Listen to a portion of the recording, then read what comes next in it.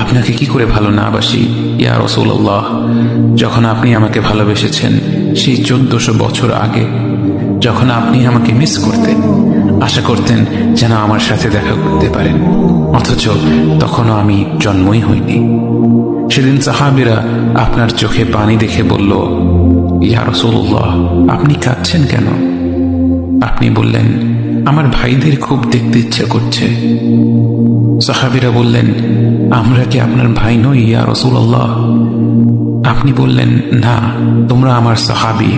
আমার ভাই হলো তারা যারা আমার পরে আসবে এবং আমাকে কখনো না দেখেও তারা আমাকে বিশ্বাস করবে।